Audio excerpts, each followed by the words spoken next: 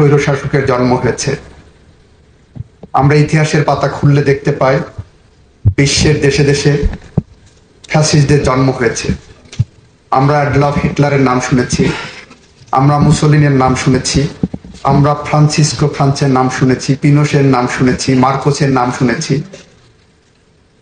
এই সমস্ত ফ্যাসিস্ট এবং হিটলারদের, স্বৈরশাসকদের অনেকেই বিচারের মুখোমুখি হয়েছে।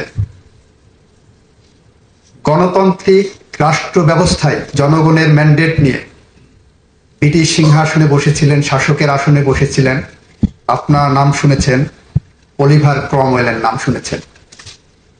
অলিভার ক্রমওয়েল 1649 সালে ফার্স্ট চার্লসকে মৃত্যুদণ্ড দিয়ে জনগণের আস্থা অর্জন করেছিলেন, স্বৈরশাসক কিং ফার্স্ট চার্লসকে। এবং সেই অলিভার ক্রমওয়েলকেও পরবর্তীতে গণহত্যার দায়ে ব্রিটেনের ক্যাথলিকদেরকে নির্বিচারে হত্যার দায়ে এমনভাবে মৃত্যুদণ্ড দেওয়া হয়েছিল, এমনভাবে বিচারের মুখোমুখি করা হয়েছিল যে 1661 সালে অলিভার ক্রমওয়েল স্বাভাবিক মৃত্যুর পরে তার কবর থেকে তাকে তুলে এনে পচাগলা লাশ, সেই পচাগলা লাশকে ফাঁসির কাষ্ঠে ঝুলিয়ে জনসম্মুখে দেখানো হয়েছিল গণহত্যার, মানবতাবিরোধী বিরোধী অপরাধের শাস্তি কি হওয়া উচিত। এরপরের ইতিহাস, অলিভার ক্রমওয়েল তার পচাগলা দেহটাকে যখন কবরে পাঠিয়ে দিয়ে তার মাথার খুলির মধ্যে রড ঢুকিয়ে 20 বছর ওয়েস্টমিনিস্টারে ঝুলিয়ে রাখা হয়েছিল। 300 বছর পরে ক্যামব্রিজের সাসেক্স বিশ্ববিদ্যালয়ের গেটে সেই লাশকে সমাধিত করা হয়েছিল। কারণ এইটা ব্রিটেন সরকার, আজকের যে ব্রিটেনের সভ্যতা, সেই সভ্যতার সোপানে যতগুলো ন্যায় বিচারের মানদণ্ড ছিল তার অন্যতম ছিল গণহত্যার বিরুদ্ধে আগামী ব্রিটেন যাতে তার মানুষকে এভাবে হত্যা করতে না পারে সেরকম একটি বিচার করেছিল অলিভার ক্রমওয়েলের বিচারের মধ্য দিয়ে। সেদিন অলিভার ক্রমওয়েলের সাথে তার 2 সহকর্মীকে ফাঁসির আদেশ দেওয়া হয়েছিল। তার একজন ছিলেন হেনরি আয়ারটন, আরেকজন ছিলেন জন ব্রাডশ। আমাদের রাষ্ট্র অনেক এগিয়েছে, বিশ্ব সভ্যতা এগিয়েছে, প্রশ্ন উঠে এসেছে, মৃত্যুদণ্ডের বিরুদ্ধে কথা উঠেছে।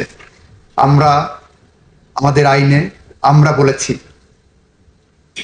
যে হিনিয়াস ক্রাইম হয়েছে, আমরা হয়তো অলিভার ক্রমওয়েলের মতো এরকম নির্মম নিষ্ঠুর এভাবে লাশ ঝুলিয়ে রেখে কবর থেকে তুলে নিয়ে এসে ফাঁসি দেবই, এতটা অমানবিক আমরা নই। অ্যাট দি সেম টাইম আমাদের সামনে যে ইতিহাসের নির্মম হত্যাযজ্ঞ ঘটেছে জুলাই বিপ্লবের মধ্য দিয়ে, যে ইতিহাসে নির্মম যে হত্যাকাণ্ড ঘটেছে, সে হত্যাকাণ্ডের আমরা বিচার চাইতে এসে রাষ্ট্রপক্ষের থেকে অবশ্যই আমরা সর্বোচ্চ শাস্তি চাই। সেই সর্বোচ্চ শাস্তিটা আমরা চাই আইনি পরিকাঠামোয়। আমরা যে উপাদান আপনাদের সামনে প্রসিকিউশনের পক্ষ থেকে আনবে, সেই উপাদান যদি আপনারা দেখেন সাক্ষ্য প্রমাণের ভিত্তিতে ন্যায় বিচারের স্বার্থে বাংলাদেশের আগামী প্রজন্মকে বসবাসের উপযোগী করে রাখার জন্য আপনারা যদি দেখেন একটি ন্যায় বিচার প্রতিষ্ঠা করতে যে এতগুলো মানুষের মৃত্যুর মধ্য দিয়ে যে বাংলাদেশ আমরা পেয়েছি, সেই বাংলাদেশ গড়ার জন্য, আগামী বাংলাদেশ গড়ার জন্য আমরা যদি সাক্ষ্য প্রমাণ উপস্থাপন করতে পারি, আপনারা ন্যায় বিচার করবেন। এবং রাষ্ট্রের পক্ষ থেকে আমরা সেটা সবসময় দাবি জানাবো ট্রাইব্যুনালের কাছে। আজকের এই ট্রাইব্যুনাল যে মামলার বিচার করতে বসেছেন, এই মামলার বিচার প্রক্রিয়ায় বিগত 17 বছরে বাংলাদেশের মাটিতে খুন, গুম, পলিটিক্যাল পারসিকিউশন একটা কালচার চালু হয়েছিল। আজকে রাস্তায় কথা উঠে, চায়ের দোকানে কথা উঠেছে কে কার চেয়ে বড় খুনি ছিলেন। 72 থেকে 75 পর্যন্ত আওয়ামী দুঃশাসন আমরা দেখেছি, যখন প্রায় 30,000 তরতাজা যুবকদেরকে হত্যা করা হয়েছিল। একটি রাজনৈতিক মতাদর্শ প্রতিষ্ঠা করার জন্য। প্রশ্ন উঠেছে ৭২ থেকে ৭৫ যে শাসক ছিলেন উনি বড় খুনি ছিলেন, নাকি ২০০৯ থেকে ২০২৪ পর্যন্ত যিনি শাসক ছিলেন উনি বড় খুনি ছিলেন। প্রশ্ন এসেছে ৭২ থেকে ৭৫ পর্যন্ত খুনের ধরন এবং ৯ থেকে ২৪-এর খুনের ধরন একই প্যাটার্নের নাকি কোনো রকম এটাকে রিফাইনিং স্টেজে আমাদের সামনে এসেছে। এগুলো সবই অসুস্থ বিতর্কের একটি জায়গা। আমরা মনে করি বাংলাদেশের মানুষের জন্য, গণতন্ত্রের জন্য, বাংলাদেশের আগামী প্রজন্মের বসবাস করে দেওয়ার জন্য এমন একটি ন্যায় বিচার প্রতিষ্ঠা করা দরকার যে সমাজে খুনের রাজনীতি বন্ধ হবে। গত ২৪ বছরে মুক্তিযুদ্ধের চেতনার নামে যে রাজনীতি করা হয়েছে সেখানে বলা হয়েছে আর একটা ধারণা দেওয়া হয়েছে মুক্তিযুদ্ধের চেতনা মানে খুন, মুক্তিযুদ্ধের চেতনা মানে ক্ষমতায় টিকে থাকার জন্য গুম করা, মুক্তিযুদ্ধের চেতনা মানে দিনের ভোট রাতে করা, মুক্তিযুদ্ধের চেতনা মানে চাঁদাবাজি করা, মুক্তিযুদ্ধের চেতনা মানে লুটেরাদের প্রতিষ্ঠা করা, মুক্তিযুদ্ধের চেতনা মানে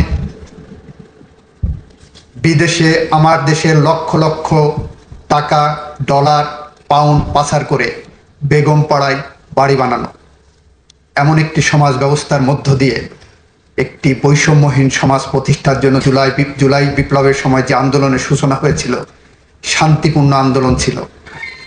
দাবি উঠেছিল আমরা চাই এ সমাজ বৈষম্যহীন হোক, দাবি উঠেছিল এ সমাজ ন্যায় বিচার প্রতিষ্ঠা হোক, দাবি উঠেছিল এই সমাজে মানুষের অধিকার প্রতিষ্ঠা হোক, দাবি উঠেছিল এই সমাজে গণতন্ত্র প্রতিষ্ঠিত হোক। সমস্ত দাবিকে কণ্ঠরুদ্ধ করার জন্য যে নির্মমভাবে হত্যাযজ্ঞ চালানো হয়েছে, আমার দেশে ৩০,০০০-এর মতো মানুষ এখনো পঙ্গুত্ব বরণ করছে। ৩৬ দিনে তাদেরকে গুলি করে পঙ্গু করা হয়েছে। প্রায় ২,০০০-এর মতো মানুষকে হত্যা করা হয়েছে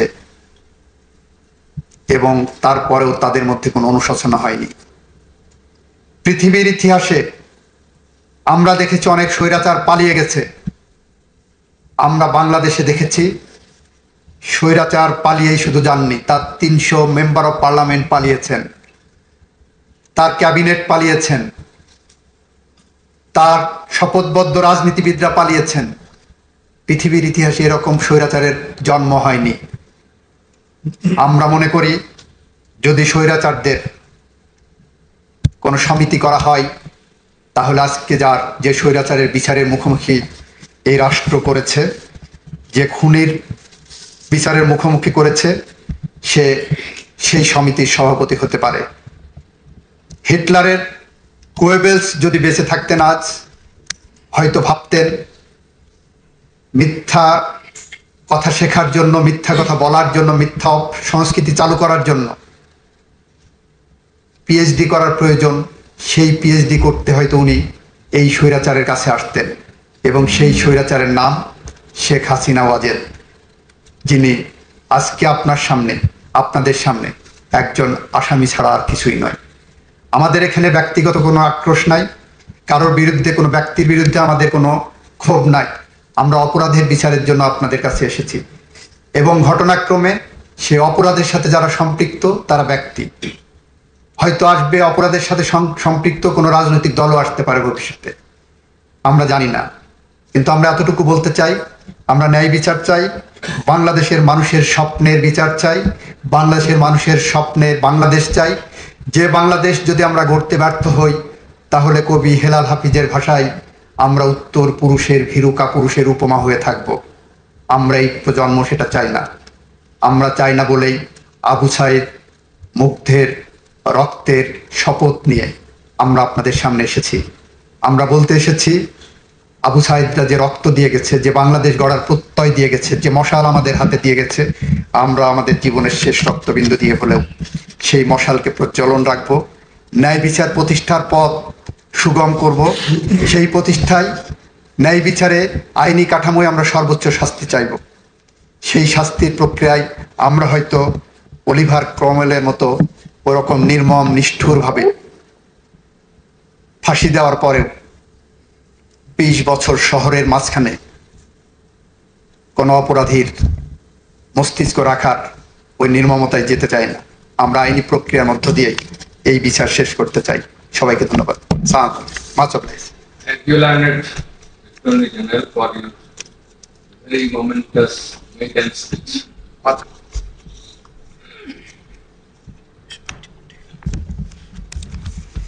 Item 1 for opening statement and examination of PW.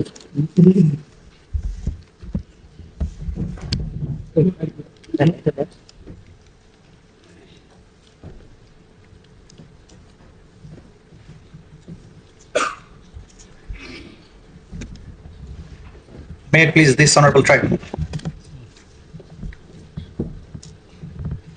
যে মামলাটি আজকে ওপেনিং স্টেটমেন্টের জন্য এবং প্রথম সাক্ষ্য গ্রহণের জন্য নির্ধারিত আছে, সেই মামলাটির তদন্ত শুরু হয়েছিল 16/10/2024 খ্রিস্টাব্দে। এই মামলার তদন্ত রিপোর্ট দাখিল হয়েছিল 12 মে 2025 খ্রিস্টাব্দে। এই মামলার অপরাধ আমলে গ্রহণ করা হয়েছিল 1/6 মানে 1 জুন 2025 খ্রিস্টাব্দে। আনুষ্ঠানিক অভিযোগ চার্জ ফ্রেম করা হয়েছিল 10/7/2025 তারিখে এবং আজকে এই মামলাটির ওপেনিং স্টেটমেন্টের জন্য আছে, যেটা ইন্টারন্যাশনাল ক্রাইমস ট্রাইব্যুনালস অ্যাক্ট 1973 এর 10D ধারা মতে আমাদের একটা আইনি বাধ্যবাধকতা এই ওপেনিং স্টেটমেন্ট এই ডিসঅনারেবল ট্রাইব্যুনালের সামনে প্লেস করার জন্য। মানে আমি আমার ওপেনিং স্টেটমেন্টটা আমি ট্রাইব্যুনালের সামনে প্লেস করছি। মাননীয় ট্রাইব্যুনাল, আমি আজ এই মর্যাদাপূর্ণ ট্রাইব্যুনালের সম্মুখে দাঁড়িয়েছি একজন চিফ প্রসিকিউটর এবং রাষ্ট্রপক্ষের প্রধান আইনজীবী হিসেবে। বাংলাদেশের জনগণের পক্ষে কথা বলার গুরু দায়িত্ব আমার প্রতি অর্পিত হয়েছে। এই দায়িত্ব আমি কেবল আইনের সীমারেখায় নয়, নৈতিকতার দায়বদ্ধতায় পরিচালিত, যেখানে আমার কর্তব্য হলো ভুক্তভোগীদের উপর সংগঠিত অপরাধের বিবরণ তুলে ধরা এবং যে মহান উদ্দেশ্যে জুলাই বিপ্লব সংগঠিত হয়েছে তা রক্ষা করা। এই দায়িত্ব পালনে আমাকে সাহায্য করেছেন একদল নিবেদিত প্রাণ প্রসিকিউটর এবং তদন্তকারীরা, এবং আমাদের শক্তি জুগিয়েছেন সেই সব ভুক্তভোগীরা এবং তাদের পরিবারবর্গ। আজ আমরা সেই সব তথ্য প্রমাণ এই মহান আদালতে তুলে ধরবো, যেগুলো প্রমাণ করবে যে এই ঘটনাগুলো কোনো বিশৃঙ্খলার অন্ধকারে নয়, বরং পরিকল্পিতভাবে এবং সুনির্দিষ্ট লক্ষ্যে সংগঠিত হয়েছিল, যা আমাদের স্বপ্নগুলোকে ছিন্ন ভিন্ন করেছে, অগণিত প্রাণ কেড়ে নিয়েছে এবং এমন এক পথ তৈরি করেছে যার প্রতিচ্ছবি প্রজন্মের পর প্রজন্ম ধরে দৃশ্যমান হবে। বিচার চলাকালে আমরা প্রমাণ করব যে আসামিরা তাদের কার্যকলাপের মাধ্যমে এমন ভয়াবহ অপরাধ সংগঠিত করেছে যা বিশ্ব বিবেককে নাড়া দিয়েছে। আমাদের গুরু দায়িত্ব হলো এই অপরাধের জবাবদিহিতা নিশ্চিত করা এবং আগামী প্রজন্মের জন্য ন্যায় ভিত্তিক এক নিরাপদ ভবিষ্যৎ রচনা করা। এই ট্রাইব্যুনাল বিশেষত এই বিচার প্রক্রিয়া কেবল একটি আইনি বিরোধ নিষ্পত্তির মধ্যেই সীমাবদ্ধ নয়, এটি ধারণ করছে ন্যায় বিচারের জন্য এক জাতির আকাঙ্ক্ষা, পদদলিত অধিকার পুনঃপ্রতিষ্ঠার প্রত্যাশা এবং গোটা বিশ্বকে দেখিয়ে দেওয়ার দায়িত্ব যে বাংলাদেশ আইনের শাসন প্রতিষ্ঠায় বদ্ধপরিকর। আমরা আজ এমন এক বিচারের সূচনায় দাঁড়িয়ে আছি যা অত্যন্ত গুরুতর এবং ঐতিহাসিকভাবে তাৎপর্যপূর্ণ। এটি এমন একটি মামলা যা আমাদের জাতির বিবেক ও বিশ্ব মানবতার মনে প্রজন্মের পর প্রজন্ম ধরে অনুরণিত হবে। 3 জন আসামির বিরুদ্ধে এই বিচার অতীতের হিসাব নিকাশ নয়, বরং ন্যায় বিচার, আইনের শাসন, মৌলিক মানবাধিকার সুরক্ষার প্রতি আমাদের সম্মিলিত অঙ্গীকার রক্ষার এক দৃপ্ত পদক্ষেপ। আজ এই আদালত বসেছে সাবেক স্বৈরশাসক শেখ হাসিনার শাসনামলে সংগঠিত সবচেয়ে ভয়াবহ অপরাধগুলোর বিচার করতে। কোনো ব্যক্তি যত উঁচু পদে আসীন হন না কেন কিংবা তার ছায়া যতই দীর্ঘ হোক না কেন, সে আইনের ঊর্ধ্বে নয়। আজ আমরা এই ট্রাইব্যুনালের কাছে নিবেদন করছি যেন দোষীদের সঠিক জবাবদিহিতা নিশ্চিত করা হয় এবং বিচার ব্যবস্থার প্রতি জনগণের আস্থা পুনরুদ্ধার করা হয় এবং গোটা বিশ্বকে এই বার্তা দেওয়া হয় যে অপরাধীরা যত বড়ই হোক তার জন্য বিন্দুমাত্র ছাড় থাকবে না। ইংল্যান্ড এবং ওয়েলসের সাবেক লর্ড চিফ জাস্টিস বিংহাম একবার অত্যন্ত স্পষ্টভাবে বলেছিলেন, "The rule of law is not merely a lawyer's convenience. It is the foundation of a civilized society. It means, in short, that everything must be done according to law. Nothing can be done except according to law." আসামির অনুপস্থিতিতে বিচার মানেই ন্যায় বিচার বঞ্চিত হওয়া নয়। এই ট্রাইব্যুনালের কার্যধারায় 2 জন আসামির অনুপস্থিতিতে বিচার কোনোভাবেই অপরাধীর জবাবদিহিতা নিশ্চিত করার জন্য বাধা হতে পারে না এবং হবে না। আমরা ইতিমধ্যে এই একজন স্টেট ডিফেন্স লয়ার নিয়োগ দিয়েছে 2 জন পলাতক আসামির জন্য। এই ট্রাইব্যুনাল দিয়েছেন। এই ট্রাইব্যুনাল আইন অনুযায়ী রায় প্রদানের পূর্ণ ক্ষমতা রাখে। 2 জন আসামি আদালতের ক্ষমতার কাছে আত্মসমর্পণ না করে বারবার অনুপস্থিত আছেন। স্পষ্টভাবে বলা প্রয়োজন, আসামিদের ইচ্ছাকৃত পলায়ন কিংবা কোনো বিদেশি রাষ্ট্রের নিষ্ক্রিয়তা এই ট্রাইব্যুনালের সত্য অনুসন্ধান এবং ন্যায় বিচার নিশ্চিতের গুরু দায়িত্ব পালনকে বাধাগ্রস্ত করতে পারবে না। ন্যায় বিচারের হাত দীর্ঘ, অনুপস্থিতি বা উদাসীনতা তাকে আটকাতে পারে না। ন্যায় বিচার নিশ্চিত করার অত্যাবশ্যকীয়তা। একটি সভ্য সমাজের মূল পরিচয় হলো যে সমাজে ন্যায় বিচার থাকবে, দুষ্টের দমন এবং শিষ্টের পালনের ব্যবস্থা থাকবে। আমরা দৃঢ়ভাবে প্রতিশ্রুতিবদ্ধ যে আসামিদের অধিকার সম্পূর্ণভাবে রক্ষা করা হবে এবং এই প্রক্রিয়ার প্রতিটি ধাপ জনসাধারণের জন্য উন্মুক্ত থাকবে। এর মধ্য দিয়ে আমরা প্রমাণ করব যে বাংলাদেশের ন্যায় বিচার প্রতিষ্ঠার স্পৃহা একটি জীবন্ত অঙ্গীকার যা প্রজন্মের পর প্রজন্ম ধরে চলমান থাকবে। এই ট্রাইব্যুনাল হোক আমাদের সম্মিলিত প্রতিজ্ঞার স্মারক। বিচারের ঐতিহাসিক গুরুত্ব। আমাদের জাতির আইন ও নৈতিকতার ইতিহাসে এই মামলা অভূতপূর্ব। এখানে অভিযোগকৃত অপরাধগুলো কোনো দূর অতীতের যুদ্ধের বিশৃঙ্খলায় বা সমাজের আইনহীন বিশৃঙ্খল প্রান্তরে ঘটেনি, বরং ঘটেছে আমাদের গণতন্ত্রের কেন্দ্রস্থলে, জনসমাগমে এবং জনপথগুলোতে, যেখানে জাতির তরুণেরা আশা, বিবেক ও ন্যায়সঙ্গত ও অন্তর্ভুক্তিমূলক ভবিষ্যতের দাবিতে সমবেত হয়েছিল। তাদের শান্তিপূর্ণ পরিবর্তনের আহ্বানকে সংলাপ বা ন্যায়পরায়ণতা দিয়ে কিংবা সংস্কার দিয়ে নয়, বরং বর্বরতা এবং দমন পীড়নের মাধ্যমে জবাব দেওয়া হয়েছিল। আওয়ামী লীগ শাসনের ঐতিহাসিক প্রেক্ষাপট। এই বিচারের প্রক্রিয়ার গুরুত্ব সম্পূর্ণভাবে বুঝতে হলে 2024 সালের জুলাই এবং আগস্ট মাসে সংঘটিত ঘটনাবলীকে বাংলাদেশের সাম্প্রতিক রাজনৈতিক ইতিহাসের বৃহত্তর প্রেক্ষাপটে দেখতে হবে। দীর্ঘদিন ধরে জাতীয় রাজনীতিতে প্রভাবশালী শক্তি হিসেবে আওয়ামী লীগ গণতান্ত্রিক পুনর্জাগরণ এবং উন্নয়নের মিথ্যা বাতাবরণ তৈরি করে পরপর কয়েক মেয়াদে তাদের শাসন ক্রমশ একদলীয় দুঃশাসন, মৌলিক মানবাধিকার হরণ, ভিন্নমত দমনের নিষ্ঠুর পন্থায় মানবতা বিরোধী অপরাধ সংগঠন করে গেছে। 2010-এর দশকের প্রথম দিকে দলটি ক্ষমতাসীন হওয়ার পর ইচ্ছেমতো সাংবিধানিক এবং আইনি পরিবর্তন আনয়নের মাধ্যমে ধীরে ধীরে সমস্ত ক্ষমতা প্রধানমন্ত্রীর কাছে কেন্দ্রীভূত করে। বিচার বিভাগ, আইন শৃঙ্খলা বাহিনী এবং গণমাধ্যম সমূহ গুরুত্বপূর্ণ রাষ্ট্রীয় প্রতিষ্ঠানগুলোকে সরাসরি নিয়োগ, বিধিনিষেধ এবং বাক স্বাধীনতা হ্রাসকারী আইনের মাধ্যমে সরকারের কঠোর নিয়ন্ত্রণে আনা হয়। সংসদ এবং জনগণের ভেতরের সমালোচকরা ভয়ভীতি, আইনি হয়রানি অথবা রাজনৈতিক প্রক্রিয়া থেকে বহিষ্কারের শিকার হন। নাগরিক সমাজ এবং সাংবাদিকরা যদি সরকারের বিবৃতিকে প্রশ্নবিদ্ধ করতেন, তবে তাদেরকে নজরদারি, সেন্সরশিপ এবং নির্বিচার গ্রেপ্তারের হুমকির মুখে পড়তে হতো। ক্রমশ বিরোধী দলগুলো প্রতিদ্বন্দ্বিতাপূর্ণ নির্বাচন থেকে দূরে নিক্ষিপ্ত হয়। নিবর্তনমূলক আইন এবং রাজনৈতিক কর্মকাণ্ড দমনে রাষ্ট্রযন্ত্রের আচরণের কারণে বিরোধী রাজনৈতিক দলগুলো কোণঠাসা হয়ে পড়ে। অংশগ্রহণমূলক গণতন্ত্রের পরিবর্তে তোষামতি এবং ভয়ের সংস্কৃতি জনগণের নিয়মতান্ত্রিক প্রতিবাদ এবং অনানুপাতিক শক্তি প্রয়োগের মাধ্যমে দমন করা হতো। এভাবে একসময় বহুমুখিতা এবং মুক্ত আলোচনার পরিবেশ ধীরে ধীরে সংকীর্ণ এবং স্তব্ধ হয়ে যায়। 2024 সালের মধ্যে এই পরিস্থিতি বিশেষত দেশের যুব ছাত্র সমাজের মধ্যে তীব্র হতাশার জন্ম দেয়, যারা ঐতিহ্যগতভাবে বাংলাদেশের গণতান্ত্রিক চেতনার মশাল বাহক। অধিকতর স্বচ্ছতা, একাডেমিক স্বাধীনতা, শান্তিপূর্ণ প্রতিবাদের অধিকারের দাবিতে তাদের আন্দোলন ধীরে ধীরে গতি পায় এবং শেষ পর্যন্ত জুলাই এবং আগস্ট মাসের গণবিক্ষোভ একটি অবিস্মরণীয় বিপ্লবে রূপান্তরিত হয়ে স্বৈরশাসককে দেশ থেকে পালাতে বাধ্য করে। মহাকাব্যিক এই বিপ্লবের মাধ্যমে বাংলাদেশে পুনরায় একটি ন্যায়ভিত্তিক, সমৃদ্ধি ও স্বপ্নে পরিপূর্ণ রাষ্ট্র গঠনের সুযোগ সৃষ্টি হয়েছে। আসামিদের বিরুদ্ধে আনিত অভিযোগসমূহ। এই মামলায় 3 জন আসামি, শেখ হাসিনা, আসাদুজ্জামান খান কামাল এবং চৌধুরী আব্দুল্লাহ মামুন। প্রসিকিউশনের মামলার মূল ভিত্তি হলো প্রত্যক্ষ প্রমাণের অপ্রতিরোধ্য শক্তি, সাবেক প্রধানমন্ত্রীর নিজের বক্তব্য, রেকর্ডকৃত অডিও এবং বিভিন্ন স্পষ্ট দিক নির্দেশনা যা তিনি ওই সংকটকালীন দিনগুলোতে দিয়েছেন। এগুলো কোনো পরোক্ষ প্রমাণ নয়, বরং অকাট্য এবং প্রত্যক্ষ প্রমাণ যা সরকারের সর্বোচ্চ পর্যায়ে উদ্দেশ্য ও পরিকল্পনার এক বিরল এবং গোপন জানালা উন্মোচন করে। প্রসিকিউশন মনে করে এইসব নথি এবং অডিও প্রমাণ সাবেক প্রধানমন্ত্রীর কার্যালয় থেকে প্রদত্ত বক্তব্য, নির্দেশনা এবং যোগাযোগ মামলাটিকে শক্ত ভিত্তি দেবে এবং আসামিদের কমন রেসপন্সিবিলিটি অকাট্যভাবে প্রমাণ করবে। শেখ হাসিনার একটি নির্দেশ ভাষা ছিল এরকম। শেখ হাসিনা বলছেন, দরকার নাই, ওটা দরকার নাই, আমি সেনা প্রধানের সাথে কথা বলেছি, ওরা রেডি থাকবে, ঠিক আছে। এখন তো আমরা অন্য করতেছি, ড্রোন দিয়ে ছবি নিচ্ছি এবং হেলিকপ্টার দিয়ে হচ্ছে, মানে কয়েক জায়গায়। অপর প্রান্ত থেকে তাপস বলছেন, তাহলে ওই কিছু ছবি দেখে পাকড়াও করা যায় না রাতের মধ্যে? শেখ হাসিনা, সবগুলোকে অ্যারেস্ট করেছি বলেছি রাত্রে। তাপস, হ্যাঁ পাকড়াও করলে ওদেরকে। শেখ হাসিনা, না ওটা বলা হয়ে গেছে, ওটা নিয়ে র্যাব, ডিজিএফআই, এনএসআই সবাইকে বলা হয়েছে, যে যেখান থেকে যে কয়েকটা পারবা ধরে ফেলো। তাপস, জি। শেখ হাসিনা, ওটা বলা আছে, আর যেখানে গ্যাদারিং দেখবে সেখানে উপর থেকে করাচ্ছি, অলরেডি শুরু হয়েছে কয়েক জায়গায়। তাপস, জি। শেখ হাসিনা, হয়ে গেছে। তাপস, জি। মোহাম্মদপুর থানার দিকে মনে হয় ওরা যাচ্ছে, একটা আমাকে স্বরাষ্ট্রমন্ত্রী বললো। শেখ হাসিনা, মোহাম্মদপুর থানার দিকে? তাপস, হ্যাঁ। শেখ হাসিনা, ওখানে পাঠিয়ে দিই গ্র্যাব রে। তাপস, জি। তাহলে আপনার নির্দেশনা লাগবে? উনি এখনো হ্যাঁ। শেখ হাসিনা, আমার নির্দেশনা দেওয়া আছে, ওপেন নির্দেশনা দিয়ে দিছি, এখন লিথাল ওয়েপন ব্যবহার করবে, যেখানে পাবে সোজা গুলি করবে। তদন্ত প্রতিবেদন এবং মৌখিক লিখিত প্রমাণ পর্যালোচনায় প্রাথমিকভাবে প্রমাণিত হয়েছে যে 2024 সালের 1 জুলাই থেকে 5 আগস্ট সময়ের মধ্যে প্রধানমন্ত্রী সরকারি বাসভবন থেকে শুরু করে সারা দেশব্যাপী আসামি শেখ হাসিনা, আসাদুজ্জামান খান কামাল, চৌধুরী আব্দুল্লাহ মামুন এবং আন্তর্জাতিক অপরাধ ট্রাইব্যুনাল আইন 1973-এর 3(2)(a) GH ধারা এবং 4(1), 4(2), 4(3) ধারার অধীনে মানবতা বিরোধী অপরাধ সংগঠন করেছে, যা এই আইনের 20(2) এবং 20(ক) ধারায় দণ্ডনীয়। প্রসিকিউশন এই ট্রাইব্যুনালে প্রমাণ করবে যে 2024 সালের জুলাই এবং আগস্ট মাসে ক্ষমতাসীন আওয়ামী লীগ সরকার শান্তিপূর্ণ ছাত্র জনতার আন্দোলন এবং রাজনৈতিক ভিন্ন মতাবলম্বীদের দমন ও নির্যাতনের লক্ষ্যে টার্গেট করে বৈষম্য বিরোধী ছাত্র আন্দোলনে অংশগ্রহণকারী নিরীহ ও নিরস্ত্র ছাত্র জনতা, বিরোধী রাজনৈতিক দলের নেতাকর্মী, বিশেষ করে বিএনপি, জামাত এবং অন্যান্য দলের সাথে সম্পৃক্ত ব্যক্তিবর্গ এবং সাধারণ জনগণ যারা এই আন্দোলনে অংশ নিয়েছিল তাদের উপর নানাবিধ হামলা, নির্যাতন, দমননীতি, গণগ্রেপ্তার, আইনি হয়রানি, ভয়ভীতি প্রদর্শন, সহিংসতা চালায়। আন্দোলনের সমর্থক চিকিৎসক, আইনজীবী, সাংবাদিক, মানবাধিকার কর্মী, শিক্ষাবিদ, অনলাইন সমালোচক, সাধারণ নাগরিকরা এই দমন পীড়ন এবং গ্রেপ্তার ও হয়রানির শিকার হন। আওয়ামী লীগ শাসনামলে রাষ্ট্রীয় নিরাপত্তা ও গোয়েন্দা সংস্থার সহযোগিতায় একটি সমন্বিত প্রাতিষ্ঠানিক দমননীতি গড়ে তোলা হয়।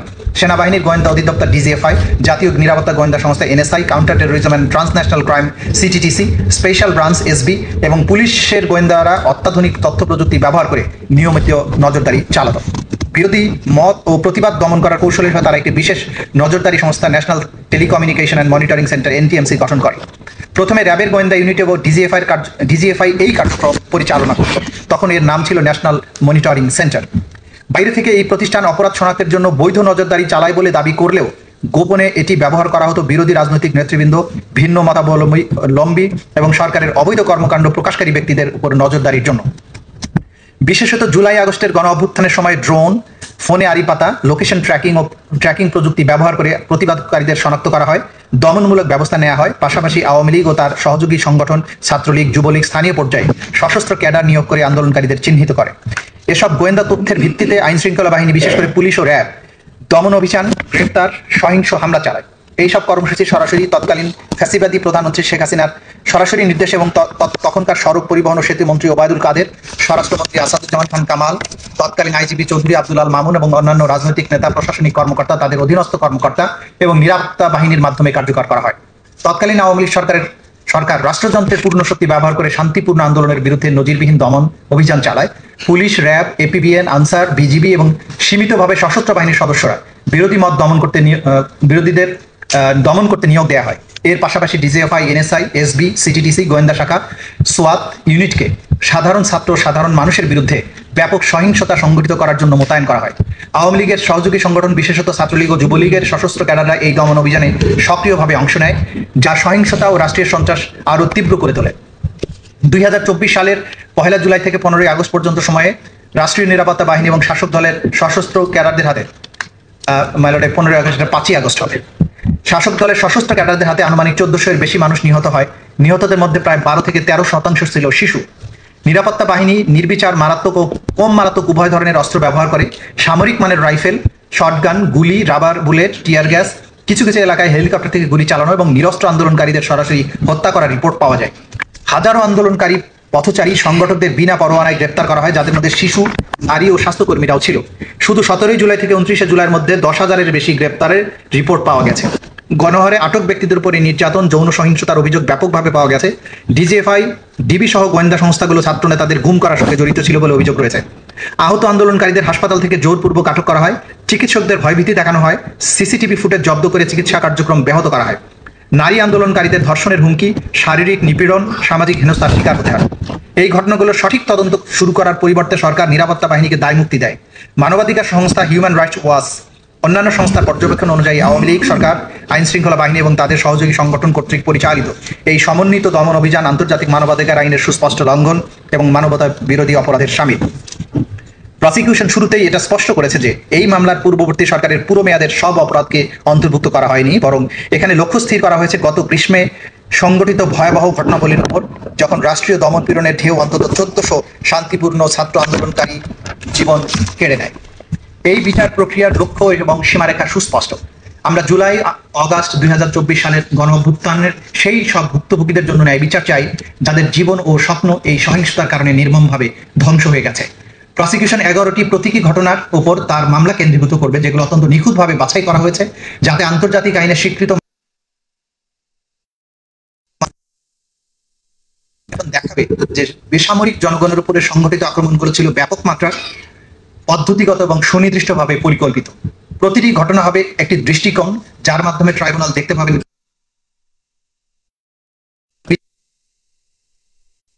রাষ্ট্রীয় সমস্ত প্রতিষ্ঠানগুলোকে ব্যবহার করে সুপরিকল্পিতভাবে এবং ব্যাপক মাত্রায় সংগঠন করা হয়েছে। এই 11টি ঘটনার বিস্তারিত বিশ্লেষণের মাধ্যমে প্রসিকিউশন সন্দেহাতীতভাবে প্রমাণ করবে যে ব্যাপক বা পদ্ধতিগত আক্রমণ, যা রাষ্ট্রীয় নীতির অংশ হিসাবে বেসামরিক জনগণকে লক্ষ্যবস্তু করে চালানো হয়েছিল, তা মানবতা বিরোধী অপরাধের সমস্ত শর্ত পূরণ করেছে। আমরা দেখাবো যে দমনমূলক ব্যবস্থাগুলো ইচ্ছাকৃতভাবে পরিকল্পিত এবং ব্যাপক মাত্রায় সংগঠিত হয়েছিল এবং অভিযুক্তদের দায় নিয়ে কোনো সন্দেহের অবকাশ নেই এবং থাকবে না। শান্তিপূর্ণ ছাত্র আন্দোলনকারীদের বিরুদ্ধে বর্বরতা। স্পষ্টভাবে বলা প্রয়োজন, এই প্রসিকিউশনের মামলা কোনো বিমূর্ত আইনের নীতি নয়, বরং তরুণ তরুণীদের জীবনে ঘটে যাওয়া জীবন্ত বাস্তবতা। এদেশের ছাত্র তরুণেরা স্বপ্ন, আশা, আদর্শবাদ এবং ভবিষ্যৎ গড়ার অবিচল বিশ্বাসে অনুপ্রাণিত ছিল। তাদের মৌলিক অধিকার, সমাবেশ ও মত প্রকাশের স্বাধীনতার চর্চা করছিল এবং তারা রাষ্ট্রীয় বাহিনীর লক্ষ্যবস্তুতে পরিণত হয়েছিল, যা শেখ হাসিনার প্রত্যক্ষ নির্দেশে পরিচালিত হয়েছিল। আসামিদের বিরুদ্ধে গৃহীত প্রমাণ শুধু বিশ্বাসযোগ্যই নয়, বরং তা অকাট্য, স্বতন্ত্র ব্যাখ্যার ঊর্ধ্বে। এই ট্রাইব্যুনালের সামনে যে প্রমাণ উপস্থাপন করা হবে তা অস্পষ্ট তথ্যের বিচ্ছিন্ন কোনো টুকরা নয়, বরং এক অবিচ্ছিন্ন ও সুদৃঢ় প্রমাণ শৃঙ্খল, যার প্রতিটি অংশ পরবর্তী অংশকে আরও শক্তিশালী করে। এই প্রমাণের সার্বিকতা, চাক্ষুষ সাক্ষ্য, ডিজিটাল রেকর্ড, সরকারি যোগাযোগ এবং ফরেনসিক প্রতিবেদন এতটাই স্পষ্ট এবং শক্তিশালী যে এতে কোনো সন্দেহের অবকাশ নেই।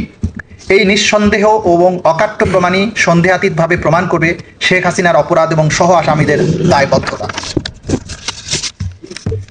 প্রধান প্রমাণাবলী যেগুলো আমরা এই ট্রাইব্যুনালের সামনে উপস্থাপন করবো সেগুলো হচ্ছে চাক্ষুষ সাক্ষ্য। বহু ছাত্র, শিক্ষক এবং প্রত্যক্ষদর্শী সাক্ষ্য দেবেন যে আইন শৃঙ্খলা রক্ষাকারী বাহিনীর সমন্বিত অভিযানে কিভাবে শান্তিপূর্ণ সমাবেশে অতিরিক্ত শক্তি প্রয়োগ করা হয়। তাদের বর্ণনায় স্পষ্টভাবে দেখা যাবে যে লাইভ গুলি, টিয়ার গ্যাস, শারীরিক নির্যাতনের মাধ্যমে দমন চালানো হয়েছে এবং এই কর্মকাণ্ডের নির্দেশ উচ্চ পর্যায় থেকে এসেছে। সরকারি যোগাযোগ, প্রধানমন্ত্রীর কার্যালয় ও মন্ত্রিসভার বৈঠক থেকে প্রেরিত নির্দেশনাবলী, যা ডিজিটাল ফরেনসিকের মাধ্যমে প্রমাণিত হয়েছে, সেগুলো উপস্থাপন করা হবে। এই নথিগুলো প্রমাণ করবে যে জনগণকে দমন এবং সমাবেশ ভাঙার নির্দেশ এবং মারণাস্ত্র, হেলিকপ্টার, ড্রোন ব্যবহার করে বিক্ষোভকারীদের হত্যার নির্দেশ সরাসরি শেখ হাসিনা কর্তৃক এবং তার অনুমোদনে দেয়া হয়েছিল। ডিজিটাল প্রমাণ, ক্যামেরা, মোবাইল ফোন, সিসিটিভিতে ধারণ করা ভিডিও, ছবি প্রমাণ করবে যে নিরস্ত্র ও শান্তিপূর্ণ আন্দোলনকারীদের উপর কিভাবে আইন শৃঙ্খলা বাহিনীর প্রাণঘাতী অস্ত্র শক্তি ব্যবহার করেছে। মেটাডেটা এবং টাইম স্ট্যাম্প ঘটনাক্রম প্রমাণ করবে কোন বাহিনী কবে, কোথায়, কিভাবে অপরাধ সংগঠন করেছে। মেডিকেল এবং ফরেনসিক প্রতিবেদন, ময়নাতদন্ত হাসপাতালের রিপোর্টে ছাত্রদের উপর চালানো ভয়াবহ সহিংসতার প্রমাণ রয়েছে। ক্ষত এবং আঘাতের ধরন নির্দেশ করে এগুলো রাষ্ট্রীয় বাহিনীর কার্যকলাপের সঙ্গে সরাসরি সম্পর্কযুক্ত। এছাড়াও তদন্তে গৃহীত প্রমাণের মধ্যে রয়েছে জব্দকৃত নথি, সংবাদপত্র, ভিডিও ফুটেজ, অডিও ক্লিপ, বিশেষজ্ঞদের মতামত, নিহতদের পরিবার, আহত ব্যক্তি ও প্রত্যক্ষদর্শীদের সাক্ষ্য এবং গুরুত্বপূর্ণ উপকরণ, যেমন 14 জুলাই 2024 খ্রিস্টাব্দে শেখ হাসিনার উস্কানিমূলক বক্তব্য, শেখ হাসিনা ও ফজলে নূর তাপসের মধ্যে ফোনালাপ, শেখ হাসিনা ও ঢাকা বিশ্ববিদ্যালয়ের তৎকালীন ভাইস চ্যান্সেলর মধ্যে ফোনালাপ, তৎকালীন ডিএমপি কমিশনারের ওয়্যারলেস বার্তার সিডি, আসামি আসাদুজ্জামান খান কামাল এবং চৌধুরী আব্দুল আল মামুন কর্তৃক হাসিনার আদেশ বাস্তবায়নের কার্যবিবরণ। তদন্তে প্রমাণিত হয়েছে যে তৎকালীন প্রধানমন্ত্রী শেখ হাসিনা, তৎকালীন স্বরাষ্ট্রমন্ত্রী আসাদুজ্জামান খান কামাল, তৎকালীন আইজিপি চৌধুরী আব্দুল আল মামুন 2024 সালের 1 জুলাই থেকে 5 আগস্ট পর্যন্ত সময়ে ইচ্ছাকৃতভাবে এবং সম্পূর্ণ জ্ঞাতসারে শান্তিপূর্ণ, নিরীহ এবং নিরস্ত্র ছাত্রদের বিরুদ্ধে দেশব্যাপী ব্যাপক মাত্রায় ও পদ্ধতিগত ওয়াইড স্প্রেড অ্যান্ড সিস্টেম্যাটিক হামলা চালায়। এর মধ্যে ছিল প্রাণঘাতী অস্ত্র, হেলিকপ্টার, ড্রোন এবং অন্যান্য মারণাস্ত্রের ব্যবহার, উস্কানি, ষড়যন্ত্র ও পরিকল্পিতভাবে ছাত্র আন্দোলন দমন, 1400-এর বেশি মানুষকে হত্যার চেষ্টা, হাজারো ছাত্রকে গুরুতর আহত ও পঙ্গু করা, বেআইনি আটক, নির্যাতন, মিথ্যা মামলা, অপহরণ, মৃত ও আহতদের পুড়িয়ে ফেলা, চিকিৎসা সেবা বাধাগ্রস্ত করা, জানাজা ও দাফন প্রতিরোধ করা, চিকিৎসকদের উপরে চাপ সৃষ্টি করে মৃত্যুর কারণ বিকৃত করা, অজ্ঞাত লাশ হিসেবে দাফন বাধ্য করা, জোরপূর্বক স্বীকারোক্তি আদায়, হাসপাতালে আহতদের উপর পুনরায় হামলা, নারী আন্দোলনকারীদের উপরে যৌন সহিংসতা। আসামিদের দায়বদ্ধতা, তৎকালীন সময়ে আসামি শেখ হাসিনা ছিলেন বাংলাদেশের প্রধানমন্ত্রী, নির্বাহী বিভাগের প্রধান, আওয়ামী লীগের সভাপতি এবং 14 দলীয় জোটের নেত্রী। ফলে সমস্ত ক্ষমতা ও কর্তৃত্বের কেন্দ্রবিন্দুতে ছিলেন তিনি। একনায়কতান্ত্রিক শাসক হিসেবে তিনি এককভাবে সব গুরুত্বপূর্ণ সিদ্ধান্ত নিতেন। তার অধীনস্থ কর্মকর্তারা রাজনৈতিক ও প্রশাসনিকভাবে তার নির্দেশ বাস্তবায়নের সর্বদা আগ্রহী ছিলেন। জুলাই আন্দোলনের সময় সংগঠিত মানবতা বিরোধী অপরাধগুলোর একমাত্র উদ্দেশ্য ছিল শেখ হাসিনার ক্ষমতা ধরে রাখা। তিনি ছিলেন এই সমস্ত অপরাধের কেন্দ্রবিন্দু বা নিউক্লিয়াস। অন্যান্য আসামিরা তার অধীনে থেকে বুঝতেন যে শেখ হাসিনার ক্ষমতায় থাকার উপরই তাদের নিরাপত্তা এবং পুরস্কার নির্ভর করছে। আসামি আসাদুজ্জামান খান কামাল স্বরাষ্ট্রমন্ত্রী হিসেবে ছিলেন আওয়ামী লীগের একজন সিনিয়র নেতা এবং নীতি নির্ধারক এবং কথিত গ্যাং অফ 4 এর সদস্য। আন্দোলন দমনের সমস্ত সিদ্ধান্ত তার ধানমন্ডির বাসভবনে অনুষ্ঠিত কোর কমিটি থেকে নেওয়া হতো। তিনি দেশের আইন শৃঙ্খলা রক্ষাকারী বাহিনীর পূর্ণ নিয়ন্ত্রণে ছিলেন। আসামি চৌধুরী আব্দুল আল মামুন তৎকালীন আইজিপি স্বরাষ্ট্রমন্ত্রীর একনিষ্ঠ সহযোগী হিসেবে আইন শৃঙ্খলা বাহিনীর প্রত্যক্ষ নিয়ন্ত্রক ছিলেন। তিনি আসাদুজ্জামান খান কামাল নিজেরা উপস্থিত থেকে নিরস্ত্র ছাত্র ও সাধারণ মানুষের উপরে নির্বিচার গুলি চালানোর নির্দেশ বাস্তবায়ন করা হচ্ছে কিনা তা তদারকি করতেন। 27 জুলাই 2024 তারিখে যাত্রাবাড়ি থানার সামনে আইন শৃঙ্খলা বাহিনীর গুলিবর্ষণের ভিডিও ডিএমপির তৎকালীন ডেপুটি কমিশনার ওয়ারি জোন ইকবাল, স্বরাষ্ট্রমন্ত্রী আসাদুজ্জামান খান কামাল এবং চৌধুরী আব্দুল্লাহ মামুনকে দেখান, যা পরে স্বরাষ্ট্র সচিব জাহাঙ্গীর আলমকেও দেখানো হয়। প্রধানমন্ত্রী শেখ হাসিনা, স্বরাষ্ট্রমন্ত্রী আসাদুজ্জামান খান কামাল, আইজিপি আব্দুল্লাহ মামুন এই তিনজনই সর্বোচ্চ কর্তৃত্বের আসনে থেকে যৌথ অপরাধমূলক পরিকল্পনা, জয়েন্ট ক্রিমিনাল এন্টারপ্রাইজ এবং কমান্ড রেসপন্সিবিলিটির মাধ্যমে তাদের অধীনস্থ বাহিনী এবং দলের সশস্ত্র ক্যাডারদের নিয়ে দেশব্যাপী প্রাণঘাতী হামলার নির্দেশ দেন। এর ফলেই 1400-এর বেশি নিরপরাধ ও নিরস্ত্র ছাত্র আন্দোলনকারী নিহত হয়। তদন্তে গৃহীত প্রমাণের ভিত্তিতে এই তিনজনের কার্যকলাপ স্পষ্টভাবে দেখায় যে তারা আন্তর্জাতিক অপরাধ ট্রাইব্যুনাল আইন 1973-এর 4-2, 4-3 ধারায় অনুযায়ী দায়বদ্ধ, কারণ তারা 3-2 ধারার অধীনে সংগঠিত অপরাধের জন্য সর্বোচ্চ কমান্ড রেসপন্সিবিলিটি বহন করেন। ন্যায় বিচার ও জবাবদিহিতার পরীক্ষা। এই মামলার মূল প্রতিপাদ্য আইনের শাসনের সেই মূলনীতি যে কারো পদমর্যাদা বা পূর্বের অবস্থান যাই হোক না কেন, কেউই আইনের ঊর্ধ্বে নয়। শেখ হাসিনা একসময় দোর্দণ্ড প্রতাপের অধিকারী ছিলেন, কিন্তু তিনি আজ বিচারের কাঠগড়ায়। এটি একটি শক্ত বার্তা দেয় যে জবাবদিহিতা কোনো স্বেচ্ছাধীন বিষয় নয় এবং দায় মুক্তি কোনোভাবেই সহ্য করা হবে না। এই মামলা আমাদের জাতির আইন ও নৈতিকতার ইতিহাসে নজিরবিহীন। যুদ্ধ বা বিশৃঙ্খলার সময়ে সংগঠিত অপরাধের বিপরীতে এই অভিযোগগুলো দেশের গণতন্ত্রের কেন্দ্রস্থলে সংগঠিত ভয়াবহ ক্ষমতার অপব্যবহারের উপরে কেন্দ্রীভূত, যেখানে নাগরিকরা, বিশেষত ছাত্ররা শান্তিপূর্ণভাবে উন্নত ভবিষ্যতের প্রত্যাশায় রাজপথে শান্তিপূর্ণ বিক্ষোভে নেমেছিল। প্রসিকিউশনের মূল অভিযোগের কেন্দ্রে রয়েছে শান্তিপূর্ণ বিক্ষোভে অংশ নেওয়া ছাত্রদের বিরুদ্ধে সংগঠিত ভয়াবহ অপরাধ, যেসব ছাত্র জাতির বিবেক ও আকাঙ্ক্ষার প্রতীক। এই মামলা সমাবেশ, মত প্রকাশ, শান্তিপূর্ণ প্রতিবাদের অধিকারের মৌলিক গুরুত্বকে তুলে ধরে। যখন রাষ্ট্রীয় কর্মকর্তারা বিশেষ করে সর্বোচ্চ পদ থেকে এই অধিকার লঙ্ঘন করে, তখন তা গণতন্ত্র এবং আইনের শাসনের গুরুতর ভাঙনকে নির্দেশ করে। এই বিচার অতীতের হিসাব মেটানো নয়, এটি বিচার ব্যবস্থার জন্য জনগণের আস্থা পুনঃস্থাপনের একটি প্রক্রিয়া। সবচেয়ে ক্ষমতাবান ব্যক্তিদের জবাবদিহিতার আওতায় এনে ট্রাইব্যুনাল প্রমাণ করতে পারে যে ন্যায় বিচার নিরপেক্ষ, দৃঢ় এবং অনিবার্য। শেখ হাসিনা অভিযুক্ত হলেও এই বিচার প্রক্রিয়া তাকে এবং তার 2 সহ আসামিকে ন্যায়সঙ্গত বিচার নিশ্চিত করবে এবং বিচার জাতীয় ও আন্তর্জাতিক স্ট্যান্ডার্ড মেনে পরিচালিত হবে। এর ফলে ন্যায় বিচারের নীতির প্রতি অঙ্গীকার আরও সুদৃঢ় হবে। সবশেষে এই মামলা প্রজন্মের পর প্রজন্ম ধরে মানবাধিকার, গণতন্ত্র, ন্যায় বিচারের পক্ষে এক অটল সংগ্রামের সাক্ষ্য হয়ে থাকবে। এটি হবে জাতির নৈতিক এবং আইনি অগ্রগতির এক মানদণ্ড এবং সেই সব দেশের জন্য আলোকবর্তিকা যারা জবাবদিহিতা ও ন্যায় বিচার নিশ্চিত করার ক্ষেত্রে চ্যালেঞ্জের মুখোমুখি। এই মামলাটি শুধুমাত্র নির্দিষ্ট অভিযোগের নিষ্পত্তির জন্যই গুরুত্বপূর্ণ নয়, বরং ন্যায় বিচার, গণতন্ত্র ও মানবিক মর্যাদার সেই মূল্যবোধকে প্রতিষ্ঠার জন্য গুরুত্বপূর্ণ, যা জাতীয় ও আন্তর্জাতিক আইনের কেন্দ্রবিন্দু। নুরেমবার্গ ট্রায়ালে বিচারপতি রবার্ট এইচ জ্যাকসন এই বলে সতর্ক করেছিলেন যে the ultimate step in avoiding periodic wars which are inevitable in a system of international lawlessness is to make statesmen responsible to law. The wrongs which we seek to condemn and punish have been so calculated, so malignant and so devastating that civilization cannot tolerate their being ignored because it cannot survive their being repeated. মাননীয় tribunal, এখন আমি এই ট্রাইব্যুনালের সামনে 2টো video clip উপস্থাপনের জন্য অনুমতি প্রার্থনা করছি।